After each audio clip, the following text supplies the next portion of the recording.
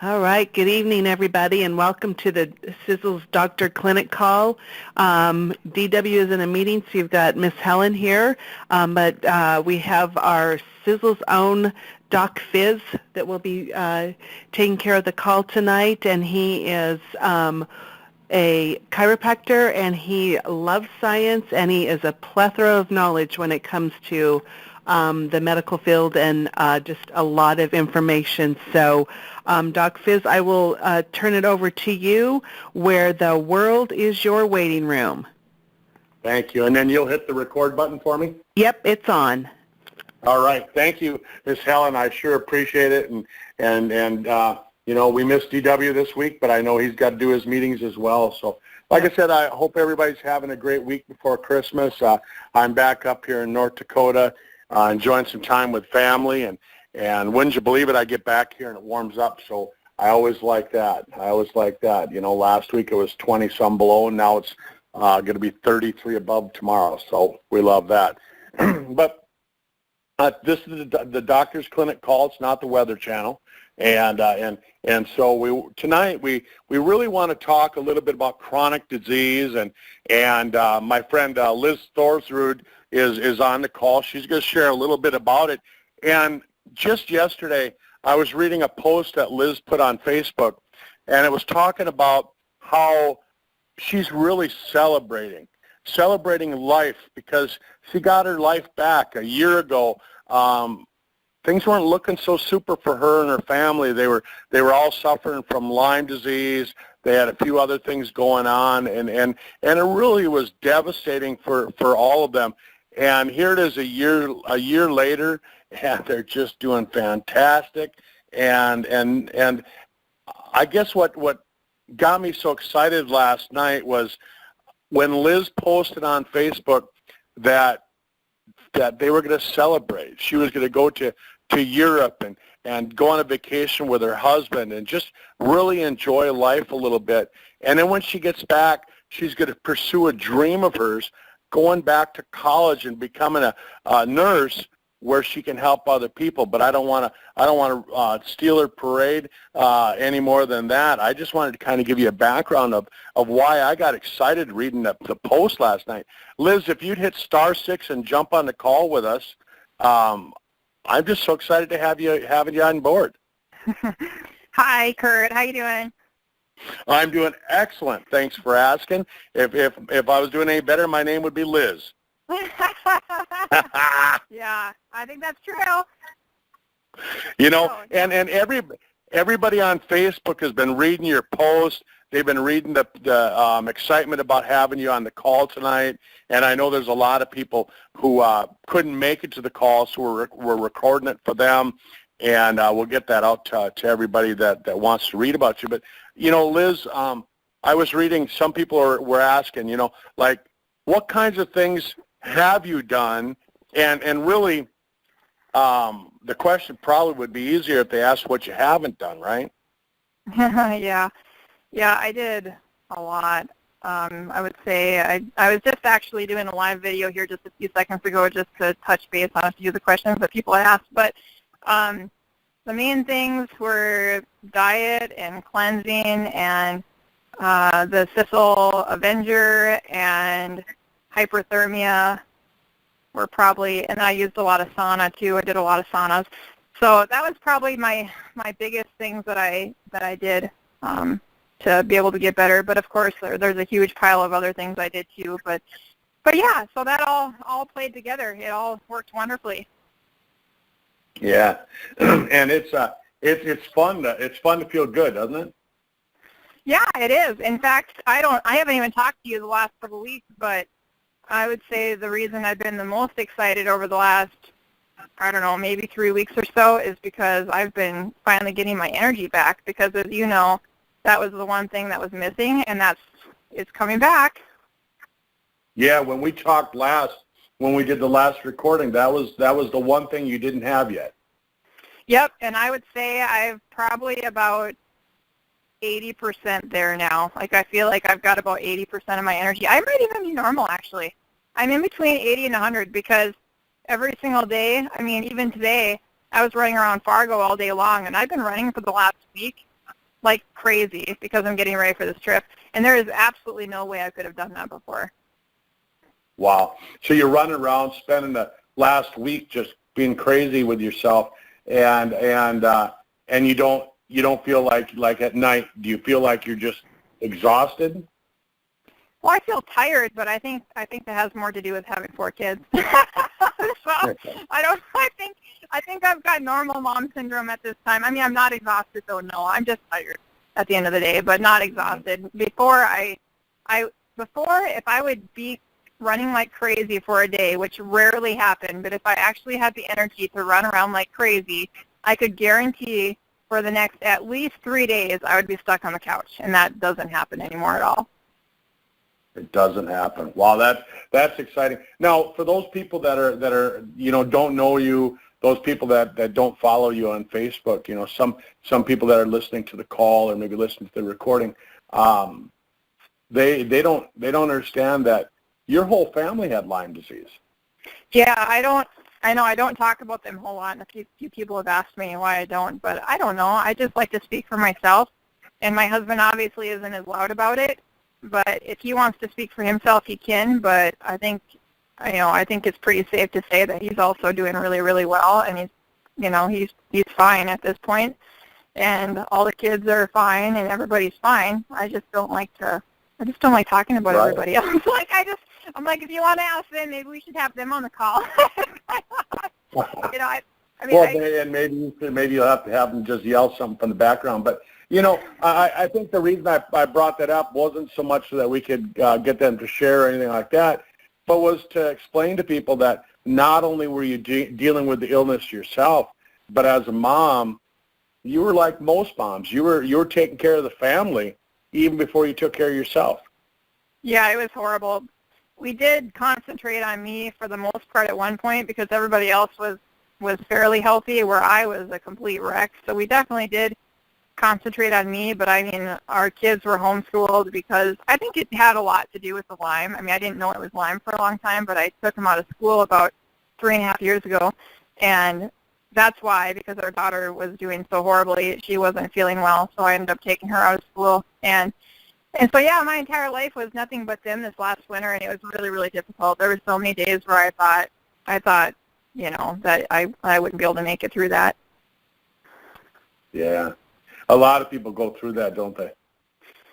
They do, yeah, and I think it's so funny because now I have like the post-traumatic stress thing happening because somebody was actually asking me about that. What do you do when you're all better? And I said, I just went through that not too long ago where you're finally better, but then you have the opposite problem of what am I going to do? Am I ever going to get sick again? And I mean, I felt like that even doing these calls in the beginning. It made me a little nervous because what am I going to do if I get sick again? And honestly, at this point, I think I'm finally getting over that, where I'm not nervous that I'm going to get sick again. The last the last couple weeks, I don't feel like I'm worried about that every single time I say I'm better because I actually think I'm better. Like I really do, and I think it's really important for people that are sick to claim that, even if they're not better, because I was just saying on my live video, it's such a mental game, just as much as it is physical. It's also a mental game. So even if you're not better, I mean, I would stand in front of the mirror every single day and claim my victory before it even happened. Yeah.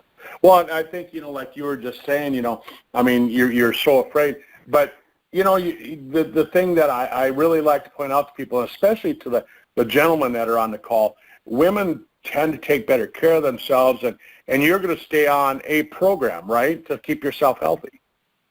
Yeah, yep. I'm still really careful with my diet. I'm still taking the herbs. I still go in my sauna. I do everything just at a way lesser degree. It's not nearly as OCD, and there's more temperance nowadays. There wasn't temperance at that point. So much more balance. The reason I say that is because, I've treated, or I can't say treat, but I've worked with men who had chronic illness, including cancer, and as soon as they started feeling better and the doctor said, oh, wow, you're doing better, guess what they did? They quit. Yeah, I don't. And then they got worse again. And I know from just kind of reading up on you and talking to you that that's something that will never happen to you. You're not going to quit because you learned you don't want to be sick again, right? Yeah, I have, but I got to say the last, couple weeks also, everything's happened in the last couple weeks. I've definitely relaxed a little bit more. So even with my kids, they're in school, and I can't control what happens when they're in school, but I can control what happens when they're in our house. So 75% of the time, I have control over what's happening. And that 25% of the time, if they have a cookie or a muffin or whatever, or a cupcake, I'm not going to freak out anymore. There was a point where if they had sugar, I would completely freak out and basically throw it in the garbage can and slap it out of their hand.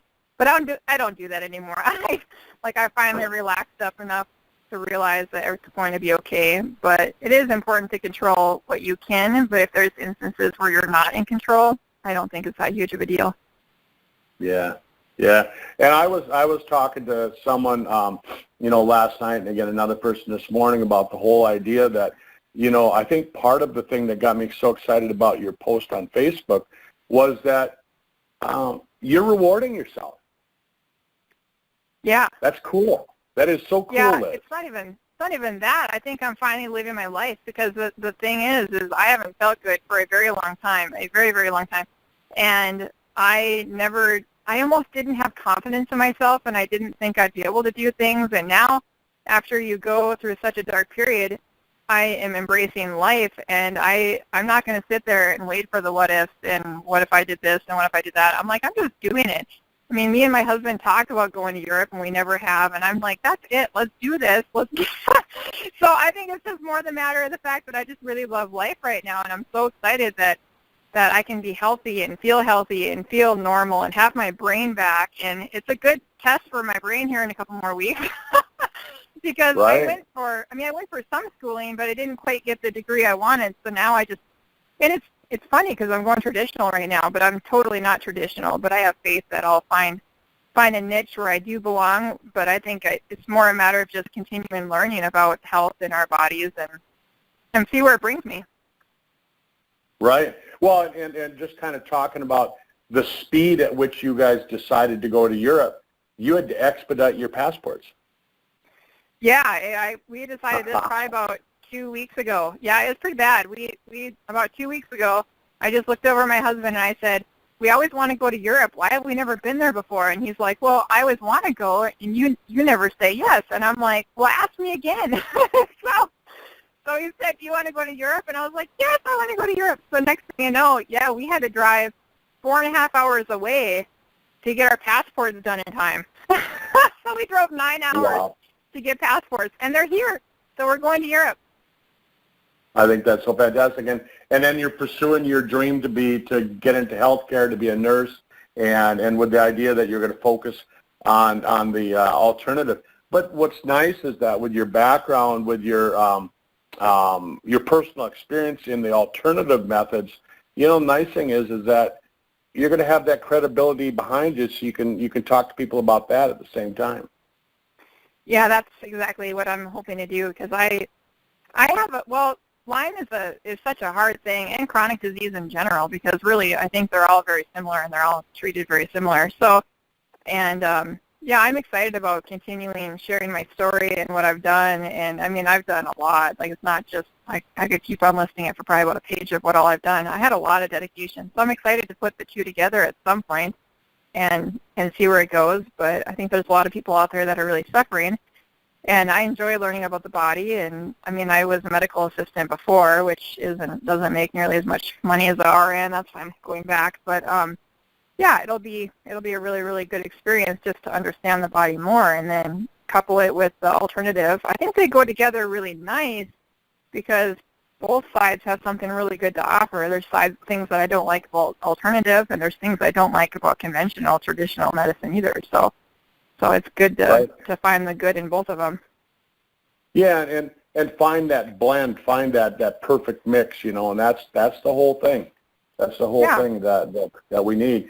And having that background in the traditional, I think it just adds to that credibility of when you talk to somebody. Well, that's exactly it, too, is on Facebook right now, I don't know how many Lyme people are in chronic disease people. There's at least 1,000 of them on my Facebook. And everybody, there's a lot of people writing me every single day and asking me questions, and I just feel like I don't have a lot of credibility right now. So that's exactly why I'm going back, because I want to be able to know. I mean, I do know what I'm talking about, but people, it feels like they're probably jumping off a cliff listening to me because I don't have any, medical assistant isn't really too impressive of a degree. So, so yeah, I think it'll be great. I'm really excited. So hopefully in another, I don't know, probably 3.5 years, hopefully it'll be done. Well, one of the things that I wanted to point out about Lyme disease, I was on a little vacation myself the last 2 weeks, and I had some time to do some reading, and I was reading about chronic illnesses in general, and you said that they all kind of have a common theme, and that's exactly what I was going to point out tonight. So you kind of hit on something I want to say is that they've said that a lot of the viruses, the bacteria, funguses, molds, all of that, they've found out that most everything puts out that biofilm. And so when you have a child that seems to get chronic ear infections, in the past they used to say, oh man, he got another ear infection. Oh, he got another ear infection. And I remember, kids coming into the office and they'd get rid of one ear infection, then they'd have another one. Well, now what they're saying, Liz, is that it's not that the kid's getting reinfected, it's that bacteria or that virus went into kind of a dormant stage, covered itself with the biofilm so that the antibiotic couldn't work, so that the body's natural immunity couldn't work, so those probiotics, they couldn't work. Isn't that crazy? So I can now totally see that. Yeah, so everything that happened to you, when you get to be a nurse, you can say, hey, this is something that might be going on, and you can work with the doctor or the clinic that you're working with and share some of that knowledge of what's actually your experience with you and your family. Well, it's kind of like a Clostridium difficile. I had that.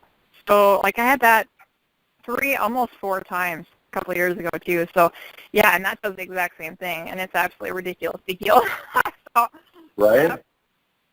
Yeah, and so, that's I think that's so important to point out. So, as we look at the Avenger product, not only is it for Lyme disease, right? I had a gal get a hold of me earlier this afternoon from out in California, and she's got some chronic stuff going on, chronic autoimmune disorders, and I was explaining just that. I was explaining the whole theory behind the biofilm, and she said, yeah, that's exactly, it makes sense.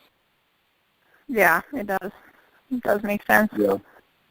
And I've had people who had a lot of chronic pain that took the Avenger, and their pain was gone. And I kind of told Tom about that, and said to me it was pretty amazing, because here we have a product that was designed for chronic infections, and all of a sudden it's helping people with chronic pain. That's awesome. That's awesome. That Avenger, yeah, it definitely is pretty potent stuff.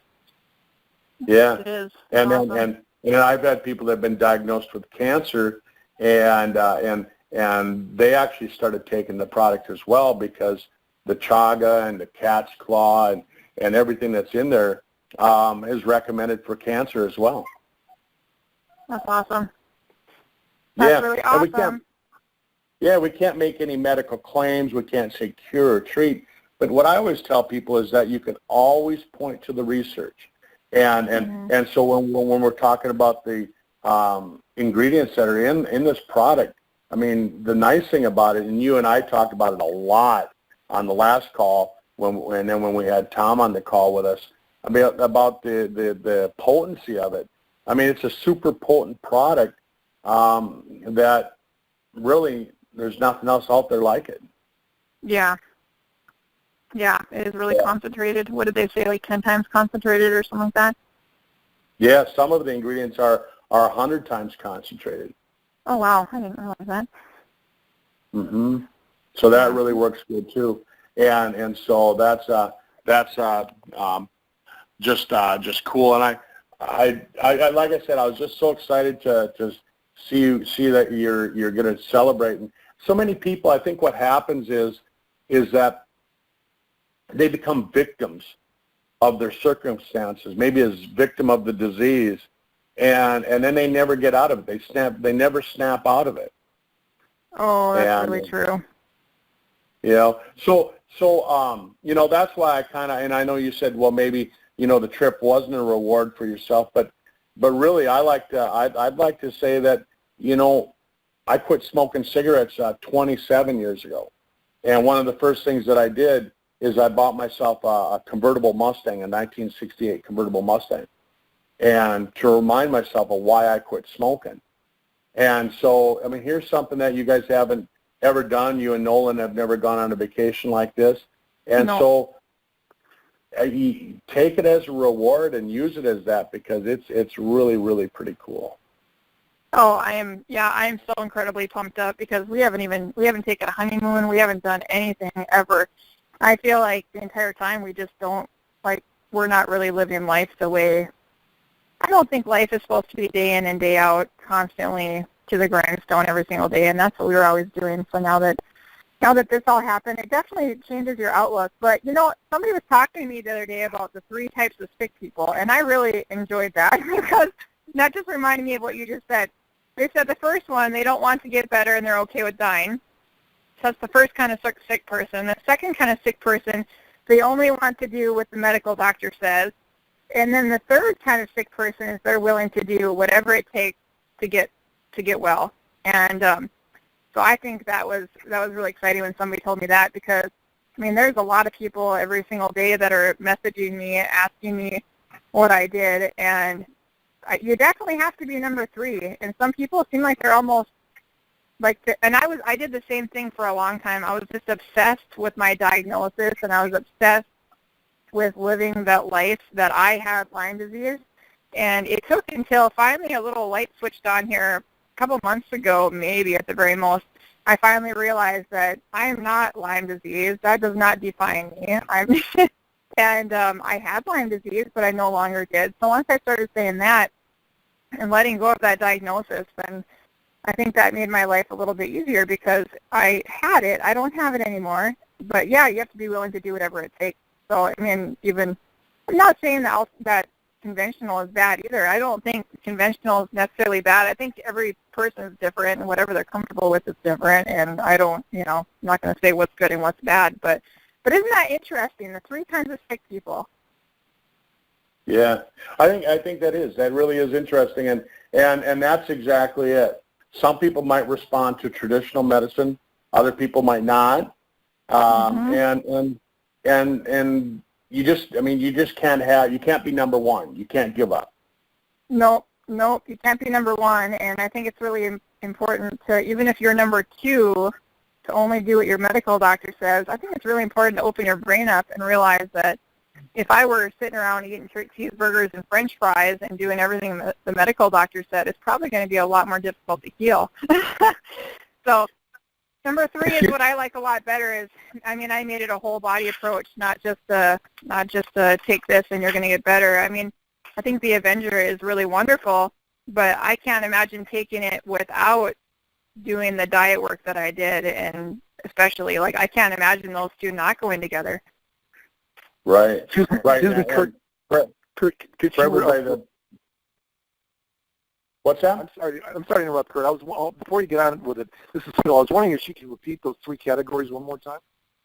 Okay, so somebody had written me on Facebook the other day, and they said that there are 3 types of sick people.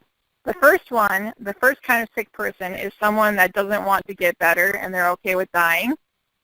And so some people almost live in their sickness, is how I'll put it that way.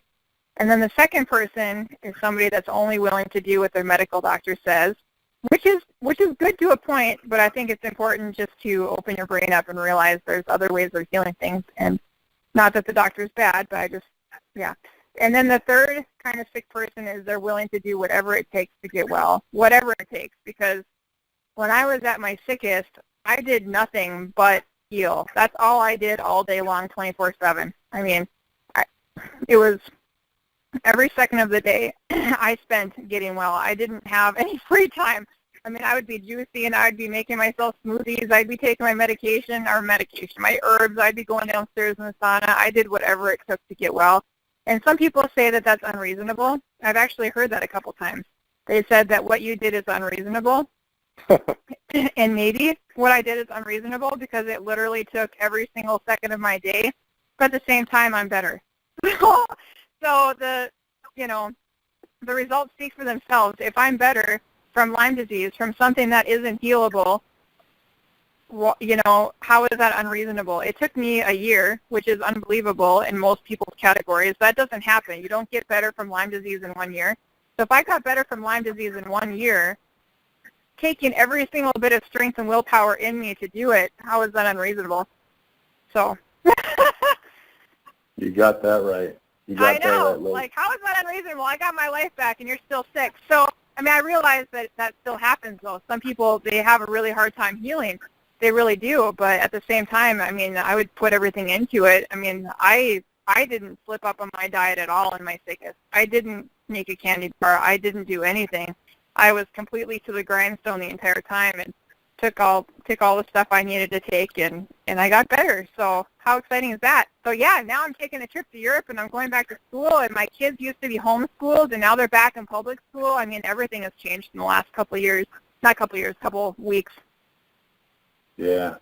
I'm excited. I'm excited for you. I mean, if you could see my face right now, if we were on a video call, you'd see a smile from ear to ear. And you were really helpful in that whole story, so thank you. I really appreciate it. You were really, really helpful. And it's amazing, for those that are listening. I mean, how Liz and I met was really kind of something. A chiropractor in Michigan. I happened to meet a friend of mine in Fargo, and her dad had been a patient of mine years and years ago, like 15 years ago. And so she reached out to me to talk to me about some different things. And eventually connected me with Liz, and then Liz and I started talking, and I remember I met you at a gas station last winter, and it was storming, blowing weather, and it was just crappy weather when I drove up there to Grandin, and I brought products up for you and your family, and met you at the gas station, and that's where this whole thing started. Yeah, I was in a lot of pain at that point, so thank you for meeting me at the gas station. Yeah, and so some crazy things just happen, and people say, well, you're a doctor, aren't you supposed to meet people in an office? And I said, well, sometimes. Yeah. Sometimes. Yeah, sometimes, but at the same way. time, when you meet people where they're at, I mean, that was kind of crazy. I mean, you were from a half an hour away, so you drove a half an hour north of Fargo to meet me at that gas station. So to see somebody that meets you where you're at, even if it's a half an hour north of Fargo at a gas station, to be able to help them, that's a lot more touching than meeting someone in their office. Yeah. Yeah. So I mean, so that's really cool, and I know that from here on out, you'll do the same thing with everybody that you meet that'll have health problems. And for those people that are listening on the call, think about that. I mean, are you willing to, number one, do like Liz and do anything it takes, but number two, once you get healthy, are you willing to do everything that it takes to go out and help those people that need your help? And yep. I think that's just as important, to reach out to those people. So, well, Liz, we're at the bottom of the hour here. I know that people have been asking you a number of questions on Facebook, things that they wanted you to cover on the call. I saw that post. Is there anything else that you wanted to talk about? I forget what people were all asking. That's why I'm sitting here, like, going back through my Facebook to see what they were asking me. There was a lot of questions earlier today. They were asking the main things I did to heal, and I already talked about that. How did you deal with days of debilitating pain? Somebody asked that, and I said, I'll have to cover that a little bit later because I couldn't quite pinpoint it. I mean, I went through extremes with that kind of pain too. But there was a lot of days I did sit around and just cry. Really, I really did. And my brain would be gone. I would get a lot of shooting brain pain, so there was a lot of really painful days. And I I think I just still kept on claiming that promise that I knew I was going to be better. And once I claimed that, even though it wasn't true at that moment, but I knew it would be true, and I just kept on telling myself, I thought that was huge. So I would tell everybody just to keep on claiming what they know is going to happen, because there's so many people that say, well, I go 10 paces forward and 20 paces back, and that happens to all of us. I look at my story now, and I'm way different than I was a year ago in my sickest. So it's important just to keep on claiming that. I mean, I literally stood in front of the bathroom mirror and sat there and claimed the truth of what I knew was going to happen, and it became reality. Yeah, that's so cool. I appreciate that. And so Liz, let's talk once again. Maybe after you guys get back, maybe in the springtime. Let's kind of see, how the college degree is going, and update everybody on how your whole Lyme situation is, and take it easy over in Europe. Don't get too crazy over there. Oh, I'm planning on it. Yeah, I'm gonna get really crazy actually. So I already got some this herbal stuff for jet lag, because I don't want jet lag. We have no time for that. So there you go. Yeah, and make sure and take that body shield, because the one thing about flying over to Europe is they say that you get the equivalent of 5 chest X-rays by doing a flight from America to Europe. Yeah, I think that's great. Yeah, Kurt just ordered me up some body shields, so I'm going to try that. I'll be a little tester for that, even though you've obviously taken it. Lots of people have taken it. But I'm excited to try that, because somebody had mentioned, Angie had actually mentioned to me to be careful with all the X-ray machines, or not X-ray, whatever they're called, scanners. Yeah. So, yeah, thanks for that, too. I'm excited. So I'm excited to just keep on being healthy, and, yeah, hopefully if anyone has any more questions, I'm sure I'll be answering them on my Facebook page. I just don't see any new ones. So, yeah. All right. Well, Liz, have a Merry Christmas. Give all your kids a big hug. Give your husband a big hug, and have fun over in Europe. Thanks for updating us and just kind of keeping us informed, and I just love it. I love sharing your story with people. Yeah, well, thank you. I really appreciate it. All right. Well, thanks, everyone. Thanks for getting on the call. And like Liz said, Merry Christmas. And the Sisel Doctors Clinic, where, the world really is our waiting room, and we can help everybody. Thank you. Thanks, Miss Helen, for recording that. Merry Christmas.